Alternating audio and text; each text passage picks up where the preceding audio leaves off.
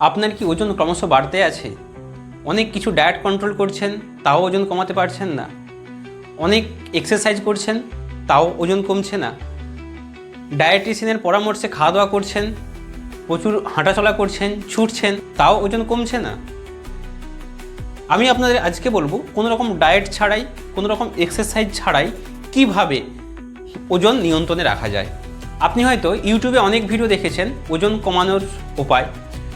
সেক্ষেত্রে বেশিরভাগ জায়গাতে বলা হয়ে থাকে হয়তো যে এই খাওয়া দাওয়া কম করুন, কিন্তু আপনি এটাও জানেন যে আমি খাওয়া দাওয়া কম করছি তাতেও কিন্তু ওজন কমছে না। 1950 সালের আশপাশ একটা কথা প্রচলিত ছিল, যদি আপনি কম খান আর কাজ বেশি করেন তাহলে কিন্তু আপনার ওজন নিয়ন্ত্রণে আসবে। খাওয়া কম, ওজন বেশি। তার বিপরীতটা কি? বেশি খাওয়া আর কাজ কম, তাহলে ওজন বাড়বে। এই নিয়মটা কি আজকের দিনে প্রযোজ্য? আপনি বলুন তো। বহু মানুষ যারা খুব রোগা পাতলা ওরা কিন্তু বেশি খাচ্ছে, ওরা তো মোটা হচ্ছে না। আবার যারা খুব মোটা ওরা কিন্তু খাওয়া দাওয়া কত নিয়ন্ত্রণ করছে, তাতেও কিন্তু ওজন কমছে না। এর এক্স্যাক্ট সায়েন্টিফিক কারণটা কোথায়? 1950 সালের আশপাশ ওই সময় এই নিয়মটা কার্যকরী ছিল, কিন্তু বর্তমান লেটেস্ট যুগ, আজ 2025 সাল, আজকে কিন্তু এই নিয়ম কার্যকরী হবে না। আমি আপনাদেরকে বলবো সায়েন্টিফিকভাবে কিভাবে ডায়েট ছাড়াই কিছু নির্দিষ্ট নিয়ম মেনে চললে আপনি ওজন নিয়ন্ত্রণ করতে পারবেন, তাও কোনো রকম টাকা খরচ ছাড়াই। কথা দিচ্ছি আপনারা ভিডিওটা শেষ পর্যন্ত দেখবেন। হেলদি রিচ দীপঙ্কর এমন একটা চ্যানেল কোনো রকম ওষুধ ছাড়াই সায়েন্টিফিক তথ্যের ভিত্তিতে আপনাদেরকে নলেজ প্রোভাইড করে। চ্যানেল ভালো লাগলে অবশ্যই সাবস্ক্রাইব করবেন এবং লাইক করবেন। প্রথমে একটু জেনে নেব যে ওজন বাড়লে কি সমস্যা হয়, অর্থাৎ স্থূলতা বা ওবেসিটি। যদি ওজন বেশি হয় কি সমস্যা হয়? একটা রোগা মানুষ, একটা মোটা মানুষ, এই রোগা মানুষের এই তার রক্তনালী বা মাংসপেশি পুরো থাকে কোনো ফ্যাট ছাড়া, কিন্তু মোটা মানুষের রক্তনালীতে বা পেশিতে এরকম ফ্যাট জমতে থাকে। হৃৎপিণ্ডর কাজ গোটা শরীরে রক্ত পাঠানো। ভাবুন, আপনারা বলুন, ওই হৃৎপিণ্ডর যখন এইখানটায় রক্ত পাঠাবে এইটা বেশি পরিশ্রম করতে হবে, না এইখানে যখন রক্ত পাঠাবে হৃৎপিণ্ডকে, তাহলে কোনটা বেশি পরিশ্রম করতে হবে? অবশ্যই এইটাতে, কারণ এখানে সব এগুলো তো ফ্যাটে ভরে আছে। যখন রক্তকে পাঠাতে হচ্ছে হৃৎপিণ্ডকে তখন বেশি করে কাজ করাতে হচ্ছে। এখানে হৃৎপিণ্ড নর্মালি পাম্প করছে, রক্ত পৌঁছে যাচ্ছে। অর্থাৎ আমাদের মাথার চুল থেকে পায়ের নখ পর্যন্ত প্রত্যেকটা অঙ্গকে রক্ত পৌঁছানোর দায়ভার কে নিয়েছে? হৃৎপিণ্ড নিয়েছে। এইবার যখন আপনি মোটা হয়ে যাচ্ছেন বা কেউ যদি মোটা হয়ে যাচ্ছে, হৃৎপিণ্ড কী করছে? তাদের ক্ষেত্রে বেশি পরিশ্রম, অর্থাৎ এরকম বেশি প্রেস করতে হচ্ছে, তবে কিন্তু রক্ত শেষ পর্যন্ত পৌঁছাচ্ছে। তার মানে বুঝতে পারলাম যারা মোটা, অর্থাৎ যাদের ওজন খুব বেশি, তাদের ক্ষেত্রে কী হয়? তাদেরকে হৃৎপিণ্ডকে বেশি কাজ করানো হয়, ফলে একটা সময় পর দেখা যাবে হার্ট অ্যাটাক, তারপর স্ট্রোক ইত্যাদি রোগ হচ্ছে। তো এইগুলো হচ্ছে বিভিন্ন রকম সমস্যা। আমরা আজকের ভিডিওতে জানবো যে এই ওজন কেন বাড়ে, ঠিক আছে? তারপর জানবো যে ওজন বাড়ানোর কিছু টিপস অ্যান্ড টেকনিক্স, এবং সবার শেষকালে এমন একটা টেকনিক বলবো যদি এটা পালন করেন আপনি 15 দিনের মধ্যেই রেজাল্ট পাওয়া শুরু করবেন, কথা দিচ্ছি। তাহলে শুরু করছি। দেখুন, আমাদের শরীরের কিডনির পাশে দুটো গ্রন্থি রয়েছে, তার নাম হচ্ছে অ্যাড্রিনাল। ওই অ্যাড্রিনাল থেকে একটা হরমোন খরিত হয়, যার নাম হচ্ছে কর্টিসল। দেখুন, যখনই আপনার শরীরে কর্টিসল বাড়ছে তখনই কিন্তু আপনার ওজন বেড়ে যায়। আমি সব কিছু সায়েন্টিফিক ব্যাখ্যা দিয়ে বলছি। দেখুন, ওজন বাড়ার যে কারণগুলো, তার মধ্যে প্রথম যে কারণ সেটা হচ্ছে কি? টেনশন। মন দিয়ে শুনবেন কথাগুলো। স্ট্রেস, কোনো পেনফুল মেমোরি, তারপর স্ট্রেস, তারপর কারো প্রতি রাগ, কারো প্রতি ঘৃণা। যদি আপনার এইগুলো থেকে থাকে তাহলে কিন্তু এইগুলো আপনার ওজন বাড়াতে সাহায্য করে। আমি সব কিছু ব্যাখ্যা দেখাবো, আমি সব কিছু সায়েন্টিফিক তথ্য দিয়ে দেখাবো, প্রমাণ করবো কথাগুলো। দেখুন, টেনশন মানে কি? অতিরিক্ত চিন্তা, ঠিক আছে? ধরুন সেটা পরীক্ষার হতে পারে, বা কেরিয়ার হতে পারে, বা জীবিকা হতে পারে, বা রিলেশনশিপ হতে পারে, সব কিছুতেই সেটা হচ্ছে কি একটা টেনশন থাকেই থাকে। নেক্সট হচ্ছে পেনফুল মেমোরি মানে এটা হচ্ছে প্রধান সমস্যা। সেটা হচ্ছে আমার মস্তিষ্কের মধ্যে কোনো একটা অতীতের কোনো একটা খারাপ ঘটনা পড়েছে। কীরকম? সেটা হতে পারে ধরুন কারোর জীবনে একটা খুব খারাপ ঘটনা ঘটেছে, সেটা সে ভুলতে পারছে না। আবার কারো জীবনে দেখবেন যে একটা একজনের উপর এমনই সে রাগ হয়ে আছে, সে তার প্রতি তাকে ক্ষমা করতেই পারছে না। এটা যে পেনফুল মেমোরি, স্ট্রেস, প্রচণ্ড চাপ নিয়ে নিচ্ছে। রাগ অর্থাৎ কারোর প্রতি প্রচণ্ড পরিমাণে রাগ, ঘৃণা, কাউকে দেখলেই তাকে ঘৃণা করে। যদি এইগুলো থেকে থাকে, এইগুলো থেকে কিন্তু ওয়েট বৃদ্ধি হতে সাহায্য করে। আপনারা প্রশ্ন করবেন এর সাথে ওজন বৃদ্ধির সম্পর্ক কোথায়? হেলদি রিচ দীপঙ্কর চ্যানেল ঠিক এটাই আপনাদেরকে বোঝাবে। সব কিছু রোগ সৃষ্টি হয় মাইন্ড থেকে এবং পুরোটা সায়েন্টিফিকভাবে আপনাদেরকে বোঝাচ্ছে। দেখুন, প্রথম হচ্ছে যখনই এইগুলো আপনার শরীরে আসছে, তখন আমাদের শরীরের একটা গ্রন্থি আছে, তার নাম হচ্ছে দুটো গ্রন্থি, অ্যাড্রিনালিন গ্রন্থি। অ্যাড্রিনাল গ্রন্থি।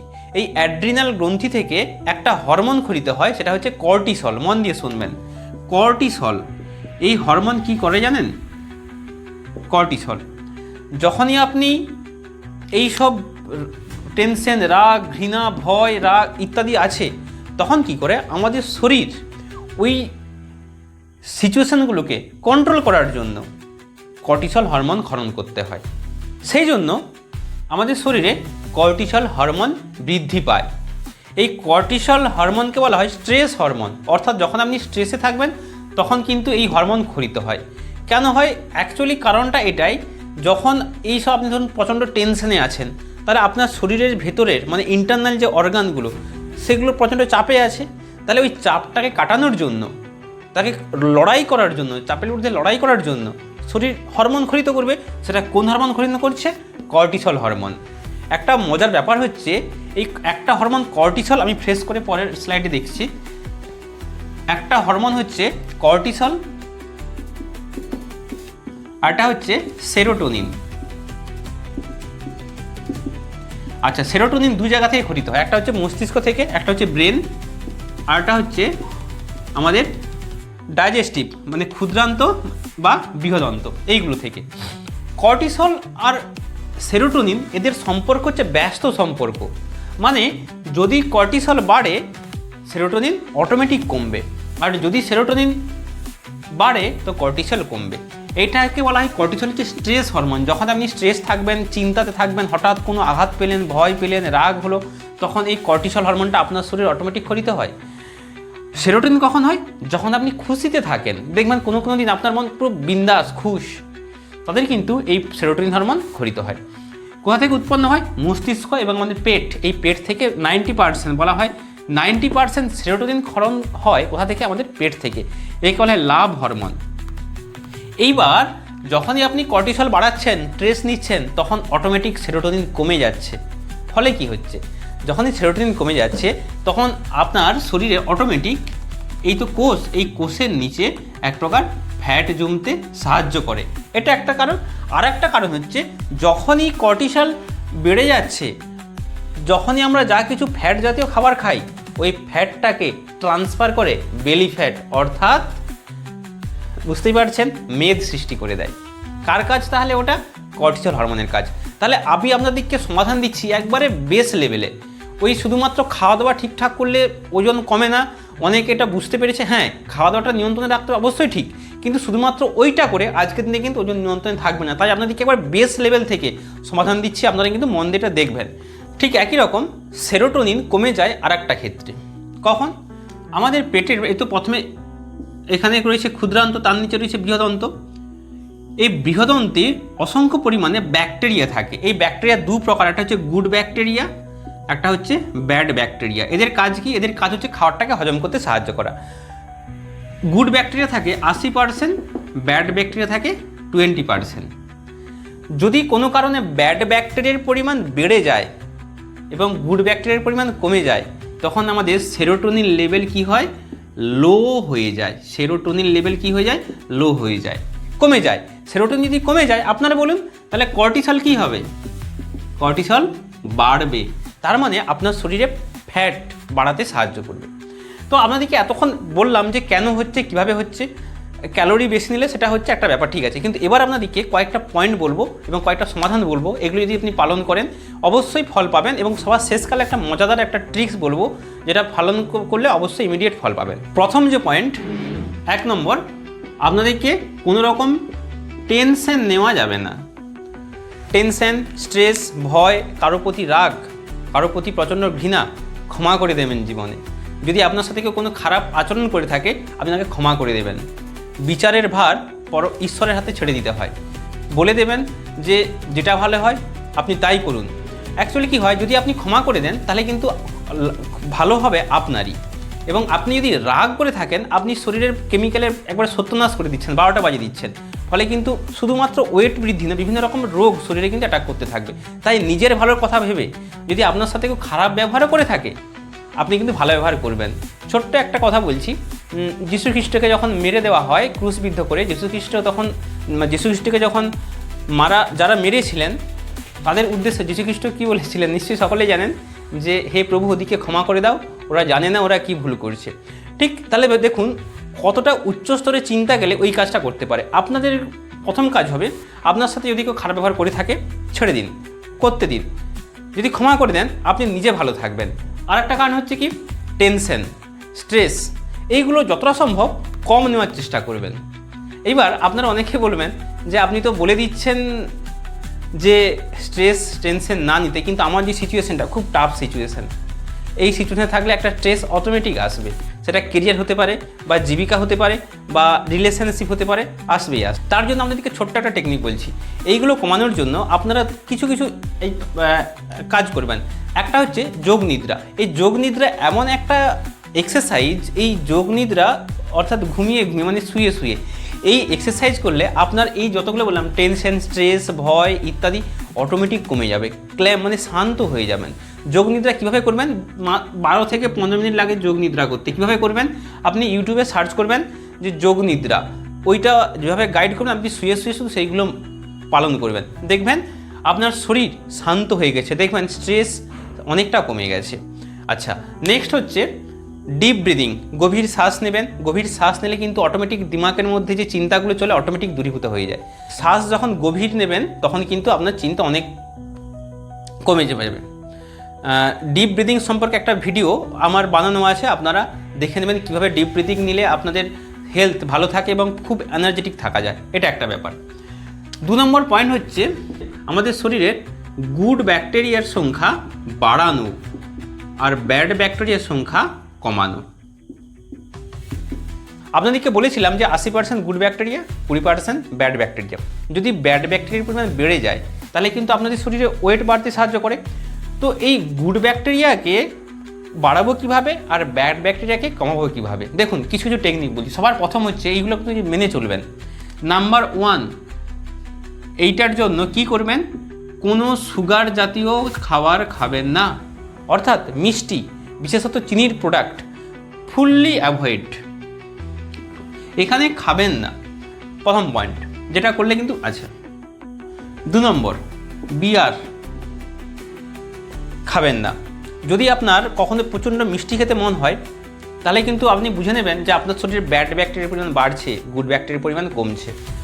তো মিষ্টি খেতে ইচ্ছা হতেই পারে, তো ওই ইচ্ছেটাকে একটু কন্ট্রোল করতে হবে। যখন এই ইচ্ছা হবে তখন কিছু জিনিস আপনারা খেতে পারেন। একটা হচ্ছে কিশমিশ খেতে পারেন, কিশমিশ বা খেজুর বা অরেঞ্জ বা কমলা লেবু, এইগুলো খেলে কি হয়, আপনার ওই যে মিষ্টি খাওয়ার যে ইচ্ছাটা কমে যাবে এবং শরীরে কোনো ক্ষতি করবে না। তাহলে প্রথম কথা যে আপনারা এই সুগার জাতীয় খাবারটা পুরোপুরি বর্জন করবেন। বিশেষ করে চা যে খাওয়া হয় সকালে খালি পেটের যে চা বিষের সমান, ওই চাতে যদি দুধ আর চিনি পড়ে যায় একবারে বিষ তৈরি হয়। বিষ খাওয়া ওই চা খাওয়া কোনো পার্থক্য নেই। এই গুড ব্যাকটেরিয়া বাড়ানোর একটা সবথেকে ভালো উপায় হচ্ছে ফাইবার জাতীয় খাবার খাওয়া। ফাইবার কোন খাবারে রয়েছে, দেখুন সমস্ত প্রকার শাকসবজি, ফলমূল প্রচুর পরিমাণে ফাইবার রয়েছে। এছাড়াও হিউজ পরিমাণে ফাইবার রয়েছে কিছু খাওয়া যাচ্ছে চিয়া সিড। 2 নম্বর হচ্ছে ইসবগুলির ভুসি, এইগুলোতে কিন্তু প্রচুর পরিমাণে ফাইবার রয়েছে। এইগুলো খেলে কি হয়, আপনার গুড ব্যাকটেরিয়াগুলো বাড়তে থাকে, ফলে ওজন অবশ্যই নিয়ন্ত্রণে থাকবে। আচ্ছা, শরীরকে সবসময় হাইড্রেট রাখবেন। হাইড্রেট কথা অর্থ হচ্ছে মানে কোষগুলো যেন জলীয় থাকে, ডিহাইড্রেট যেন না হয়ে যায়। দেখুন যদি আপনি কম জল খান তাহলে তেষ্টা পাবে, ওইটা অনেক সময় মনে হচ্ছে খিদে পাচ্ছে, তখন আপনি বেশি বেশি খেতে চাইবেন। কিন্তু যদি আপনি জলটা ঠিকঠাক খেয়ে থাকেন তাহলে কিন্তু আপনার খিদাটা অনেক কম পাবে। শুধুমাত্র জল খেলে কি শরীর হাইড্রেট থাকে? আপনাকে তেষ্টা পেলেও আপনি 1 গ্লাস জল খেয়ে নিলেন, আপনার শরীরের প্রত্যেকটা কোষ কি ডুবে গেল, হাইড্রেট রইল? একদমই না। জল খেলেন, সঙ্গে সাথে কিডনির উপর চাপ পড়লো, মূত্র আকারে দেহ থেকে বেরিয়ে গেল, শরীর কিন্তু ওতে হাইড্রেট থাকছে না। বিশ্বাস করুন, আপনি ভাবছেন আমি বেশি পরিমাণে জল খাবো আর আমাদের শরীর হাইড্রেট থাকবে, এটা একদম ভুল কথা। শরীরকে হাইড্রেট রাখার কতগুলো টেকনিক বলছি আমি। প্রথম টেকনিক, ওয়াটার রিচ ফুড খাবেন, অর্থাৎ যেই খাবারে জলের পরিমাণ বেশি, যেমন শশা, তরমুজ, এদের শশাতে থাকে 99% জল, তরমুজে থাকে 95% জল। আপনারা যদি ওয়াটার রিচ ফুডগুলো খান তাহলে কিন্তু কোষ ডুবন্ত থাকে, অর্থাৎ অনেকক্ষণ কোষে জল ধরে থাকে। এই কথাটা সত্যতা প্রমাণ করার জন্য আপনারা একদিন পেট ভর্তি করে শশা খেয়ে নেবেন বা পেট ভর্তি করে তরমুজ খেয়ে নেবেন, দেখবেন প্রায় 3 থেকে 4 ঘন্টা বা 5 ঘন্টা তৃষ্ণাই পাবে না, কারণ ওই সময় জলটা আপনার কোষকে ধরে রেখেছে। এটা একটা ব্যাপার। তার থেকেও একটা সহজ টেকনিক আপনাদেরকে বলছি, শরীর ডিহাইড্রেট থেকে বাঁচার একটা সহজ টেকনিক, সেটা হচ্ছে আপনারা সি সল্ট নেবেন। সি সল্ট দোকানে সাধারণত পাওয়া যায় না। এই সি সল্ট আপনারা যে জলটাই খান না কেন, 2 লিটার জলে বা 3 লিটার জলে হাফ চামচ সি সল্ট মিশিয়ে দেবেন। সি সল্ট মানে সামুদ্রিক লবণ। 3 লিটার জলে সি সল্ট মিশিয়ে দিলেন, মিশিয়ে দিয়ে ওই জলটা গুলিয়ে আপনারা যখনই জল খাবেন ওই জলটা খাবেন। সপ্তাহে 2বার থেকে 3বার এটা আপনারা করতে পারেন। এটা করলে কি হয়, একটা বই আছে অনলি অ্যান্সার টু ক্যান্সার, একটা বিখ্যাত বই অনলি অ্যান্সার টু ক্যান্সার। সেই বই লিখেছেন লেখক যে ক্যান্সার হওয়ার মূল কারণ আমাদের শরীর ডিহাইড্রেট হয়ে যাওয়া, অর্থাৎ শরীর হাইড্রেট না থাকার জন্য। তো শরীরকে হাইড্রেট রাখার জন্য কি করতে হবে, উনি এই পদ্ধতিটা বলেছিলেন যে ওই সি সল্ট যদি নেওয়া হয় তাহলে কিন্তু শরীর প্রত্যেকটা কোষ ডুবন্ত থাকে। আচ্ছা, যদি আপনারা এটা চান, দোকানে সাধারণত পাবেন না। আচ্ছা, আমি একটা ডেসক্রিপশনে লিঙ্ক দিয়ে দিচ্ছি অ্যামাজনের, সি সল্ট, খুব বেশি দাম না, আপনারা কিনে ওখান থেকে কিন্তু একটু একটু করে খাওয়া অভ্যাস করতে পারবেন, তাহলে কিন্তু শরীর হাইড্রেট থাকছে। আচ্ছা, এবার আমরা পরের পয়েন্ট আসছি, দুধ জাতীয় খাবার বর্জন করবেন, কারণ এই দুধ জাতীয় খাবার মোটা হতে সাহায্য করে। তাছাড়া যেসব ফাস্ট ফুড খাবার যেগুলো আছে এইগুলো আপনারা কয়েকদিনের জন্য বন্ধ রাখবেন, যেমন পিৎজা, বার্গার, এইগুলো কি হয় প্রচুর পরিমাণে আপনার ফ্যাট বাড়াতে সাহায্য করে। এবার আসবো সবার শেষ পয়েন্ট, যেই পদ্ধতি অ্যাপ্লাই করলে আপনারা 15 থেকে 20 দিনের মধ্যে আপনারা কিন্তু ফল পেয়ে যাবেন। সেটা হচ্ছে কি, সেটা হচ্ছে ইন্টারমিডিয়েট ফাস্টিং, অর্থাৎ একটা উপবাস, সেটা হচ্ছে শর্ট টাইমের জন্য। সেটা হচ্ছে কত ঘন্টার জন্য, 16 ঘন্টার জন্য। এটা কীভাবে করবেন আমি আপনাদেরকে পুরো সম্পূর্ণ বলে দিচ্ছি। এই পদ্ধতি যদি আপনারা অ্যাপ্লাই করেন, আপনাদের মধ্যে ওই যে ব্যাড ব্যাকটেরিয়াগুলো মরতে শুরু করে যায়, ভাবতে পারবেন না, কোনো রকম ওষুধ খাওয়া ছাড়াই ওই ব্যাড ব্যাকটেরিয়া অটোমেটিক মারা যাচ্ছে। তো সেই পদ্ধতি হচ্ছে কি, ফাস্টিং। সেই ফাস্টিংটা কি, ফাস্টিং সম্পর্কে আমি একটা ডিটেলস ভিডিও এই চ্যানেলে আছে, আমি ডেসক্রিপশনে লিঙ্ক দিয়ে দিচ্ছি, আপনারা দেখে নেবেন। ফাস্টিং হচ্ছে 16 ঘন্টা আপনাদেরকে না খেয়ে থাকা। এবার এই 16 ঘন্টা না হলেও কমপক্ষে 13-14 ঘন্টা যদি আপনারা এটা অ্যাপ্লাই করেন, আপনারা কিন্তু খুব সঙ্গে সঙ্গে রেজাল্ট পেয়ে যাবেন। কীরকম, ধরুন আপনি রাত্রি খাবার কটাতে খান, 10টা, 9টা, আচ্ছা আমি 9টাতে ধরলাম, ওই 9টা আপনি খান, ওইটা একটু টাইমটা একটু চেঞ্জ করে ওইটা খাবারটা খাবেন 8টা 30। পরের দিন সকাল একেবারে 8টা 30 এই টাইমটাতে খাবেন, এর মাঝে কোনো কিছু খাবেন না, 12 ঘন্টা গ্যাপ হচ্ছে। এই যদি আপনি গ্যাপটা দেন তাহলে কি হয়, আপনাকে খিদে পাবে, স্বাভাবিক। যখনই খিদে পাবে তখন আপনার শরীরের কোষগুলো হাংরি থাকবে, তখন কি খাবে জানেন, খাবার তো চাইবে, খাবার তো পাবে না, তখন কি করবে, যে ফ্যাটস যে রয়েছে এই ফ্যাটগুলোকে খেতে শুরু করবে, অর্থাৎ ফ্যাটটা একটু করে গলতে শুরু করবে। বিশ্বাস করুন, এর থেকে ভালো কোনো টেকনিক নেই। এই যে উপবাস করলে শুধুমাত্র যে ফ্যাট গলে তা নয়, বহু রকম উপকারিতা আছে, 50 থেকে 100টা উপকারিতা আছে। আমি আগের ভিডিওটা দেখে নেবেন আপনারা, আমি লিঙ্ক দিয়ে দিচ্ছি। তো এই 12 ঘন্টা যদি আপনি গ্যাপ দেন তাহলে কি হবে, আপনার শরীরের ওই খারাপ ব্যাকটেরিয়াগুলো মারা যায় আর গুড ব্যাকটেরিয়া বাড়তে থাকে। পরের কিছুদিন পর কি করবেন, এইটাকে 8টা করবেন, এইটা 8টা করলেন, এটা করলেন 8:30 জায়গাতে 9টা করলেন, 9টা AM, এটা 8টা PM, অর্থাৎ রাত্রি 8টা থেকে 9টা ক ঘন্টা হচ্ছে, 4, 9, 13 ঘন্টা হয়ে গেল। দেখুন, তারপর দিন এখানে 8টা করলেন, এখানে করবেন 10টা, 10, 4, 14 ঘন্টা। এরকম করে যদি 14 ঘন্টা, 15 ঘন্টা, 16 ঘন্টা গ্যাপ দেওয়া যায়, আপনার বলা হয় 16 ঘন্টা, অর্থাৎ এখানে যদি আপনি রাত্রি 8টাতে খান তাহলে 8, 4, 12, দুপুর 12টাতে একবারে খাবেন।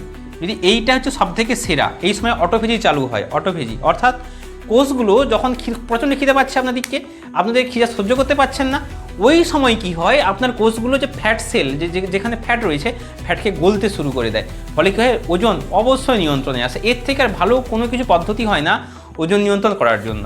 আর একটা কথা বলি, এই যখনই আপনি এই গ্যাপ দিচ্ছেন, আপনাদের গুড ব্যাকটেরিয়াগুলো প্রচণ্ড পরিমাণে বেড়ে যাচ্ছে। ফলে কি হয়, গুড ব্যাকটেরিয়া বাড়লে সেরোটোনিন হরমোন বাড়তে থাকে, যাকে বলি লাভ হরমোন। ফলে আপনার মন খুশিতে থাকবে এবং নিশ্চিত করে বলছি আপনি অবশ্যই এটাতে অনেকটা ভালো রেজাল্ট পাবেন। নেক্সট, সবার যে লাস্ট পয়েন্ট, যেটা সবথেকে গুরুত্বপূর্ণ, কখনোই ভাববেন না যে আমি খুব মোটা। এই চিন্তাধারা মাথা থেকে ছাড়তে হবে। আপনি যদি সবসময় আপনার শরীরকে নির্দেশ দেন, ব্রেনকে নির্দেশ দেন আমি খুব মোটা, বিশ্বাস করুন কোনো দিনও আপনি রোগা হতে পারবেন না। তাই সবার প্রথম নিজেকে এটা বলা বন্ধ করাতে হবে আমি মোটা নয়। মেডিটেশন করবেন, অর্থাৎ স্থির হয়ে বসবেন, নিজেকে দেখবেন আপনি আপনার শরীরের ফিটনেস কেমন চান সেইটা আপনি দেখবেন। যখনই আপনি চিন্তা করবেন, যখনই আপনি মনের চোখ দিয়ে ওটা দেখবেন, তখন কী হয়, আপনার যে টোটাল নিউরন, আপনার যে ব্রেন, আপনার যে সম্পূর্ণ নার্ভাস সিস্টেম ওই রকম হরমোন তৈরি করবে। অর্থাৎ আপনি যেমন ভাববেন আপনার শরীরে তেমনই হরমোন তৈরি করবে। অর্থাৎ কখনোই ভাববেন না যে আমি খুব মোটা হয়ে যাচ্ছি আর রোগা হতে পারবো না। একদমই এইসব চিন্তা মাথা থেকে ছাড়তে হবে। ভাবতে হবে আমি খুব শীঘ্রই বা অলরেডি আমি খুব রোগা হয়ে গেছি বা খুব আমি ফিটনেস আছি, এইটা কিন্তু ভিজুয়ালাইজেশন করবেন। তাই এতক্ষণ আপনাদেরকে বললাম এতগুলো কথা, যেই ভিডিওটা হলো সম্পূর্ণ অন্যান্য ভিডিও থেকে সম্পূর্ণ ইউনিক। যদি আপনারা পালন করেন তাহলে অবশ্যই কিন্তু ফল পাবেন। আর এরকম আরও ভিডিও পেতে হেলদি রিচ দীপঙ্কর চ্যানেলের সাথে যুক্ত থাকবেন। ভালো থাকবেন, পরের ভিডিওতে দেখা হবে, ততক্ষণ টাটা।